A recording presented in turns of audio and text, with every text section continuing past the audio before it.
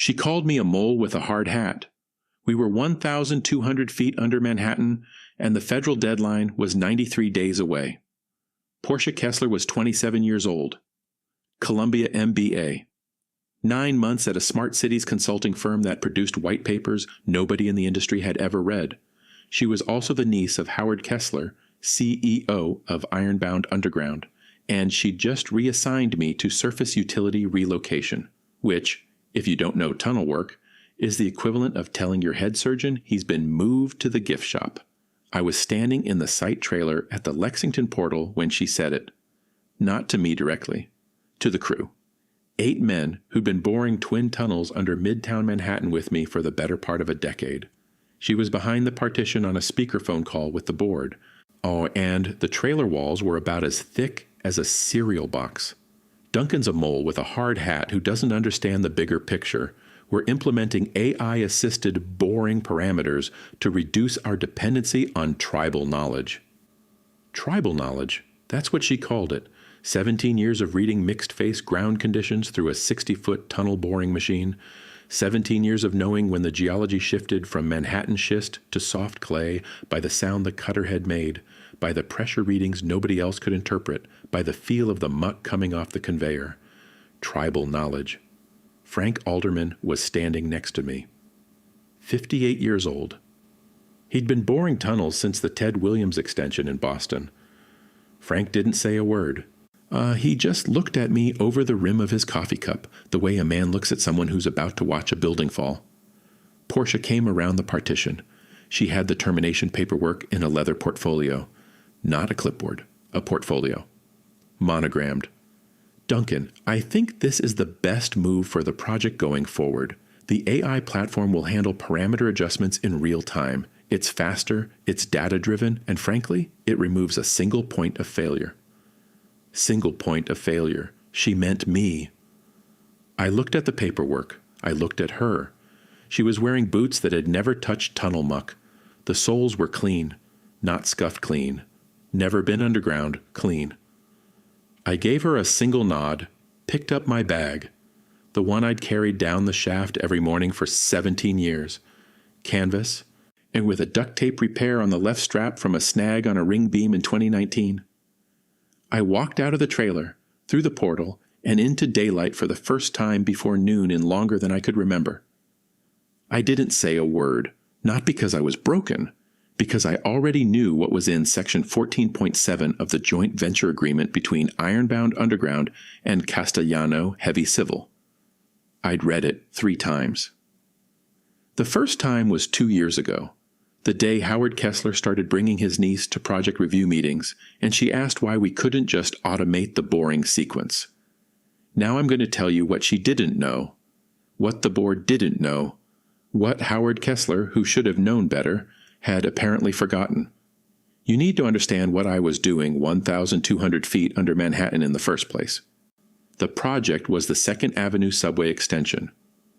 Phase 3, twin-bore tunnel, 4.3 miles, through the most unpredictable ground on the eastern seaboard. Manhattan's subsurface geology is a geology professor's nightmare and a tunnel engineer's career. You'll be cutting through hard gneiss at 1,400 pounds per square inch, and 300 feet later, you're in soft glacial clay that'll swallow a cutter head like pudding. The ground doesn't tell you it's changing. Not on a survey map, not on a bore log, not on a software platform built by people who've never been underground. It tells you through the machine. The TBM, tunnel boring machine, is a 450-ton piece of precision equipment that cuts rock at the front and installs precast concrete lining segments at the back. When the cutter head hits a clay lens in mixed-face ground, the torque signature shifts. The thrust pressure drops. The muck changes color. If you don't catch it in time and adjust the face pressure, the machine either stalls in clay or overpressurizes and blows a pocket of compressed air into a subway line 40 feet above your head. Either way, you're looking at days of downtime at $4.3 million per day. I caught those transitions by feel, not because I'm some kind of savant, because I spent 8 years as a Marine Corps combat engineer boring fighting positions in ground that was actively trying to kill us. Limestone karst in one sector, granite and diorite the next, flooded sand pockets that would collapse a bore in seconds. You learned to read the machine, or you lost people. I learned. I brought that to Ironbound in 2007. Started as a shift engineer. By 2010, I was running the TBM drive on the East Side Access Connector. By 2014, senior tunnel superintendent on the biggest civil works contract in the city. 17 years. I knew every ring, every grout line, every pressure cell in 4.3 miles of tunnel.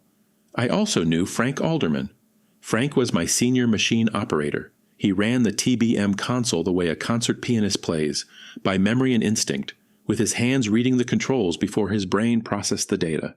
Frank was the closest thing I had to family down there. The tunnel had taken plenty from me over the years, not violently, gradually, the way water takes limestone, one night shift at a time, one missed recital at a time. My daughter, Mara, had grown up counting the concerts I hadn't made it to. What I did have was a 12-year-old German shepherd named Sargent and a neighbor in Hoboken, Mrs. Calloway, who let him out when I was underground for 36 hours straight, which was often. And I had a routine. Every morning, 3 a.m. alarm. Coffee in a thermos I filled in the dark. Down the shaft by 4:15. Check the TBM status board. Walk the last 200 feet of tunnel lining with a flashlight, running my hand along the segments, feeling for moisture, for movement, for anything the instruments might miss. The crew called it Duncan's Rounds. I've been doing it since 2010, 14 years of 3 a.m. alarms. I couldn't tell you the last time I slept past sunrise. Sargent had stopped expecting me to be there in the mornings. He'd just lift his head when I left and put it back down. There was a night, March of 2022, when the TBM hit an uncharted water pocket at the 1,400-foot mark. Face pressure dropped. The emergency seal protocol kicked in, and I was on site for 41 straight hours managing the stabilization. Somewhere around hour 30, Frank brought me a sandwich from the surface, turkey on rye. I ate it sitting against a ring beam while groundwater dripped onto my hard hat. That same night, Frank's granddaughter was playing cello at a recital at PS 234. Frank had mentioned it twice that week. When I told him to go, he shook his head. "Who's going to watch the face pressure while you're eating that sandwich?" He stayed. We both stayed. His granddaughter played Dvořák to an audience that didn't include the 2 men keeping Manhattan from caving in. I think about that sometimes. A little girl playing Dvořák. 2 men eating turkey sandwiches underground. That's what Portia Kessler called tribal knowledge. I'm telling you all of this because I want you to understand what happened next, and because what Portia did with her AI platform and her leather portfolio was arrogance of a specific, destructive kind. It was the most expensive mistake in Ironbound's 40-year history. I watched it happen in real time, and honestly, I'm still shaking my head. Stay with me. And if you haven't already, subscribe and hit the bell so you don't miss what comes next. Now, Section 14.7 of the Joint Venture Agreement. Ironbound Underground held 60% of the $2.7 billion contract. Castellano Heavy Civil held 40%. The JV agreement was 312 pages of boilerplate and fine print negotiated by attorneys who understood exactly one thing about tunnel construction, that the people matter more than the machines. Section 14.7 contained the personnel clause. It listed, by name, the individuals whose continued involvement in the project was a condition of the joint venture's operating structure. There were 4 names on that list. Mine was first. The clause was specific. If a listed key person was removed, reassigned, or terminated without the written consent of both JV partners, the non-offending partner had the right to assume operational control of the underground works and renegotiate the profit-sharing split. Castellano didn't need to sue. They didn't need to file an injunction. They just needed to send a letter citing Section 14.7 and stating that the key personnel condition had been breached. Portia never read Section 14.7. I know this because she never asked Castellano for consent. She didn't call them. She didn't email them. She reassigned me on a Tuesday morning and sent a company-wide memo by Tuesday afternoon celebrating what she called the next phase of autonomous tunneling. She CC'd the MTA project office. She CC'd the board. She did not CCC Castellano Heavy Civil. I know she didn't read it because 2 years earlier, when Howard first started floating the idea of streamlining field leadership, I pulled the JV agreement off the shared drive and read every page. I read it sitting in my truck in the portal lot at 11 p.m. with the dome light on and Sergeant asleep in the passenger seat. I found Section 14.7 on page 189. I read it 3 times. Then I saved a PDF to a thumb drive and put the thumb drive in my kitchen drawer next to the batteries and the duct tape. 2 years. I'd been carrying that knowledge for 2 years. Not because I wanted leverage, because I recognized the sound of a cutterhead hitting clay. And Howard's niece asking about automating the boring sequence in a project review meeting. That was a clay lens. I knew what was coming before she did. There was also the matter of Vince Castellano. Vince was the president of Castellano Heavy Civil, 63 years old, 3rd generation. His grandfather poured concrete for the Lincoln Tunnel. Vince and I had worked together on 3 projects over 11 years. After the East Side Access Connector, he'd invited me to his daughter's wedding in Bay Ridge.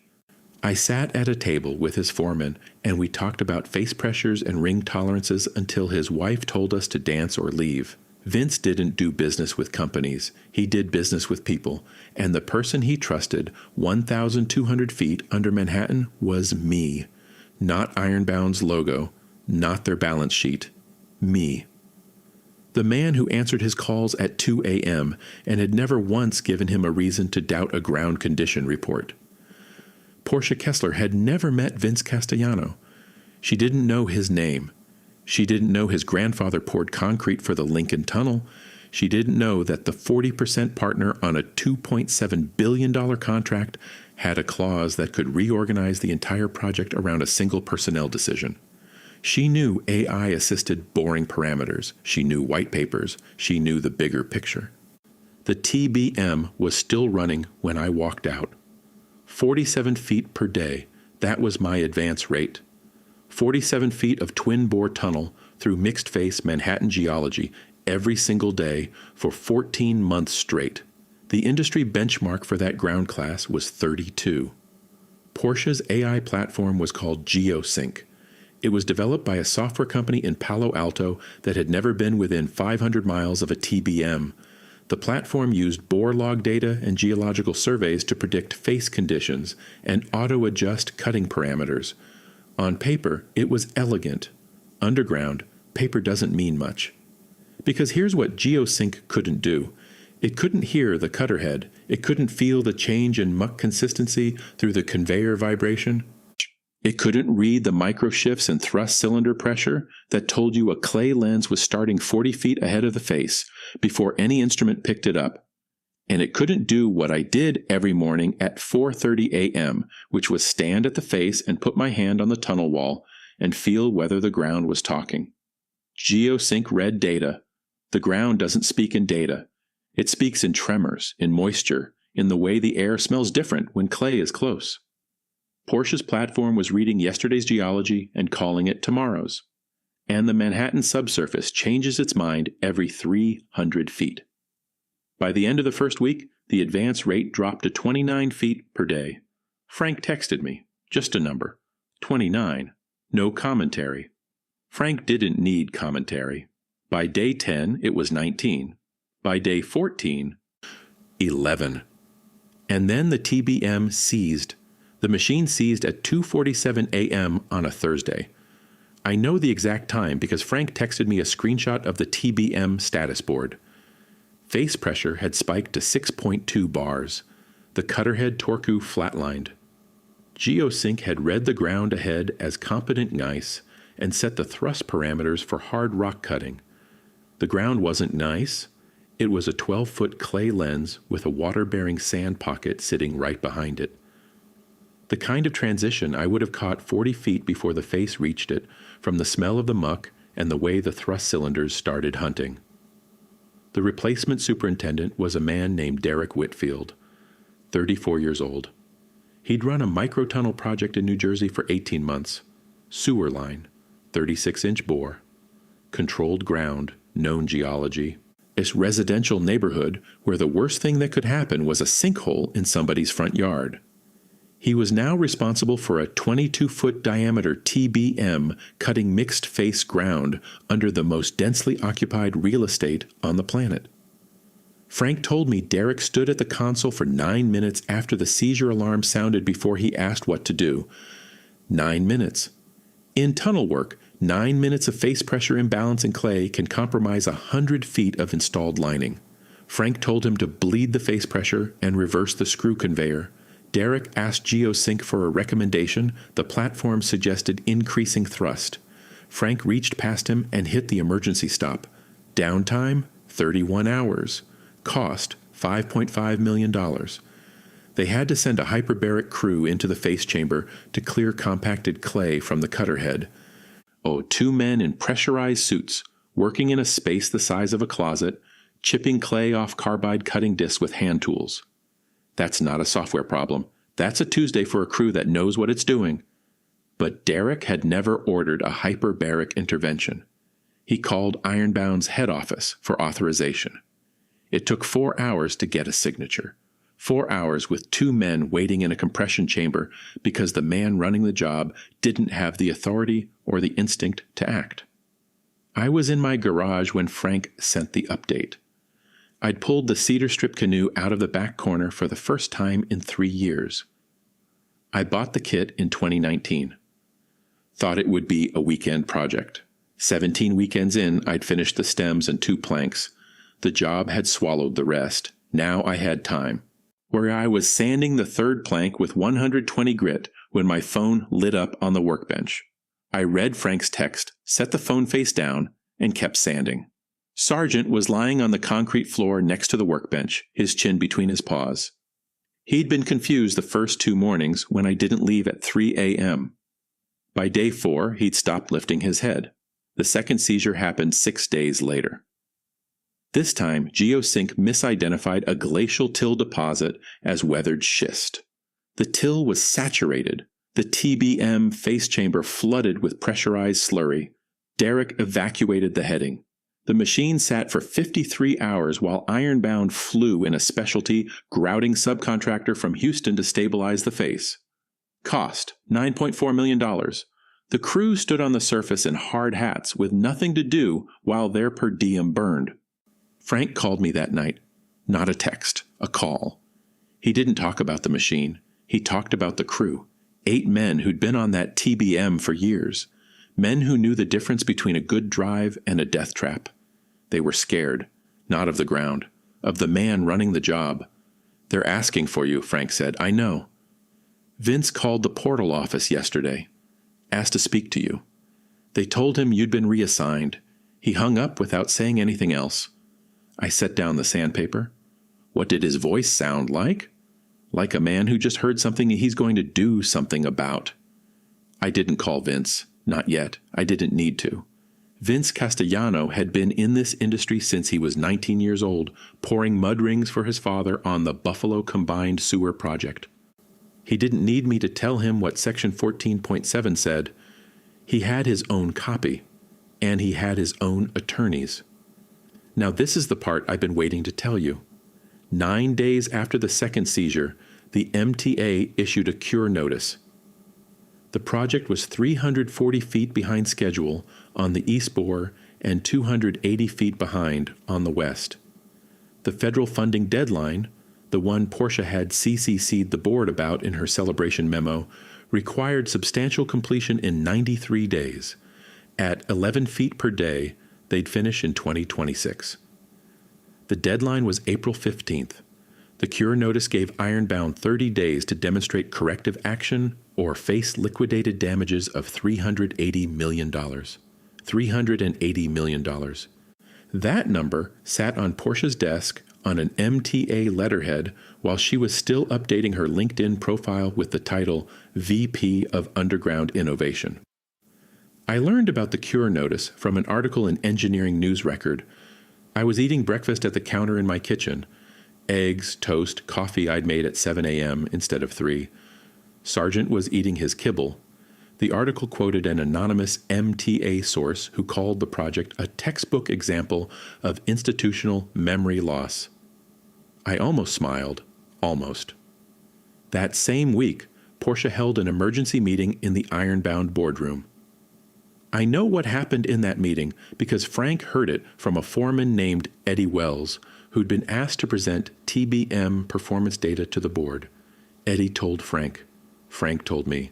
Portia blamed the ground conditions. She told the board that the geological surveys had underrepresented the frequency of clay lens transitions. She said GeoSync needed recalibration and that the vendor was working on an update.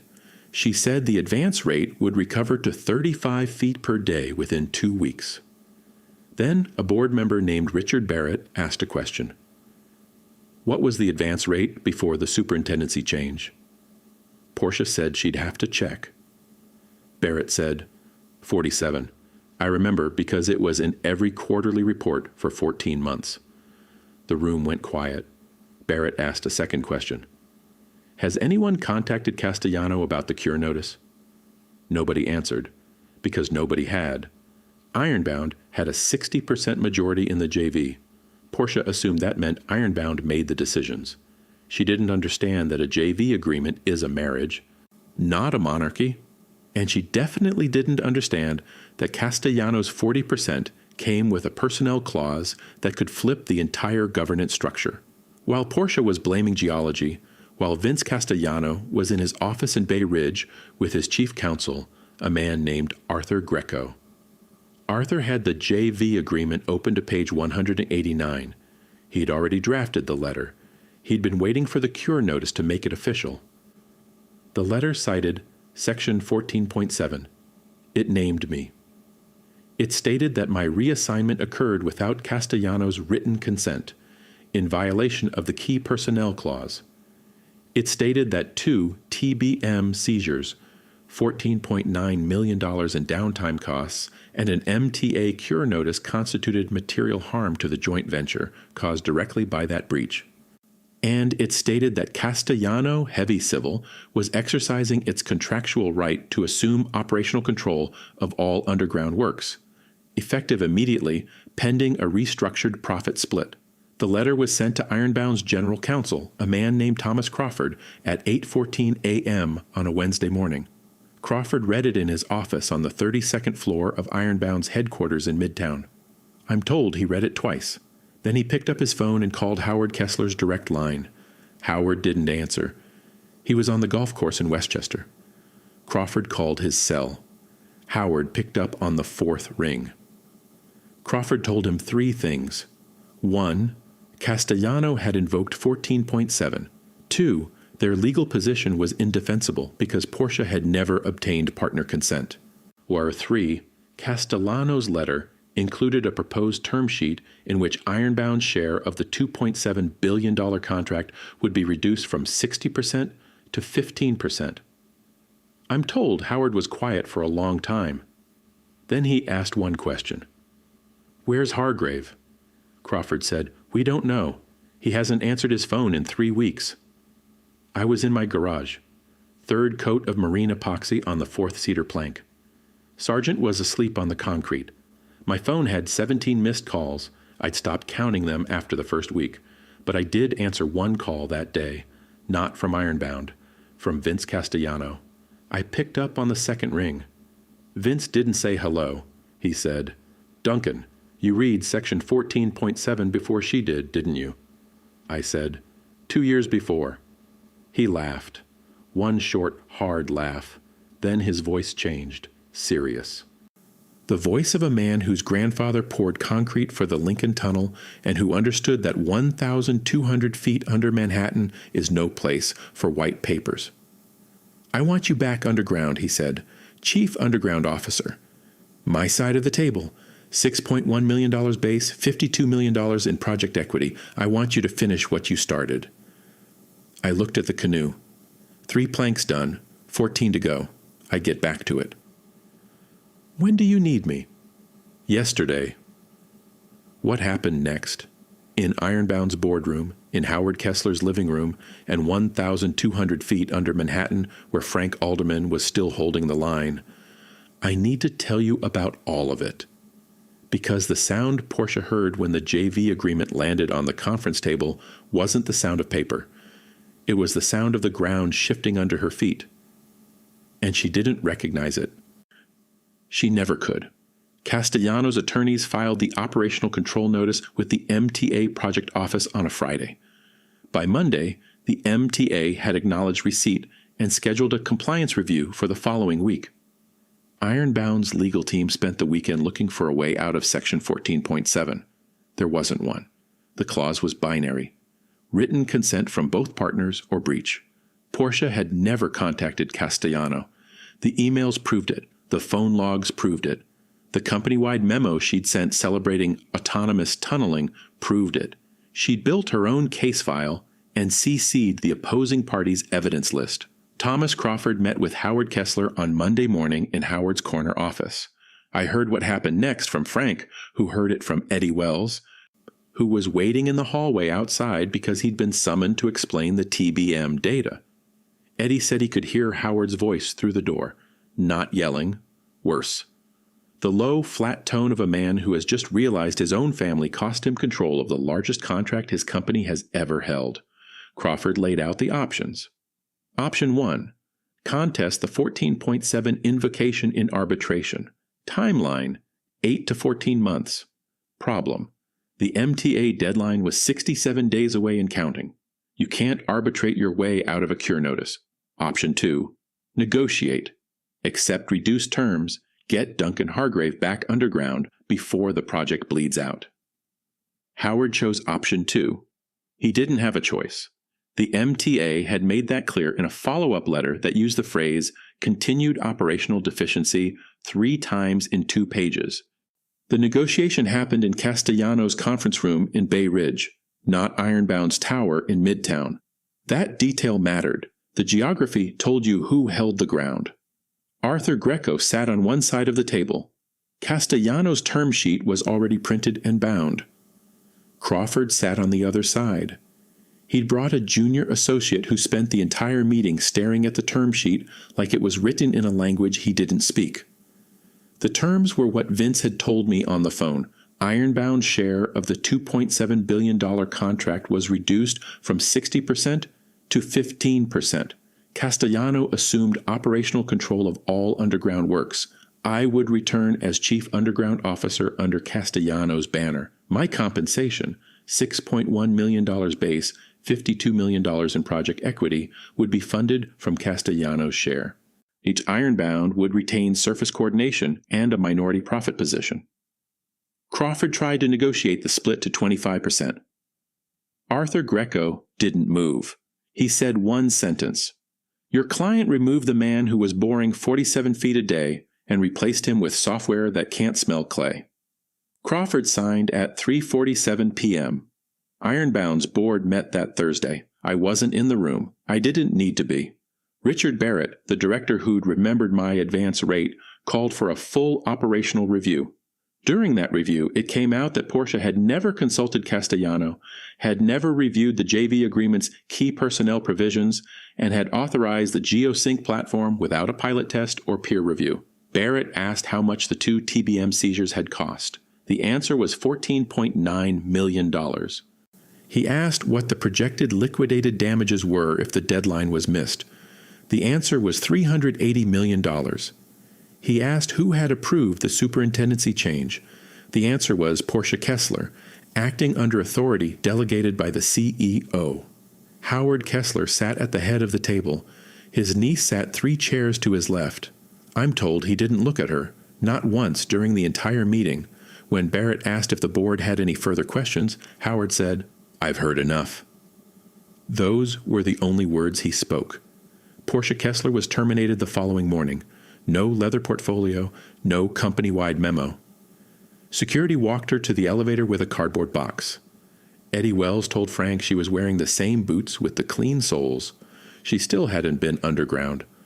I walked back into the tunnel portal on a Monday at 4:15 a.m. Different logo on my vest. Same bag with the duct tape strap. Same flashlight, same route, down the shaft, past the muck cars, through 4,200 feet of completed lining to the TBM trailing gear. Frank was at the console. He saw me come around the last ring beam. He didn't say anything. He shook my hand, one shake, firm. Then he turned back to the console and said, "Face pressures at 3.1. Clay lens about 60 feet out. I can smell it." I put my hand on the tunnel wall. Cool, damp, a faint vibration from the hydraulic jacks. The ground was talking. I could hear it. "Drop thrust to 40%. Reduce RPM to 1.2. Let her walk into it." Frank made the adjustments. The TBM hummed. The cutterhead bit into the face at the pace the ground demanded, not the pace a software platform in Palo Alto dictated. We made 38 feet that first day. 41 the second. By the end of the first week, we were back to 46. By week 3, 49. Faster than before. The crew was sharper.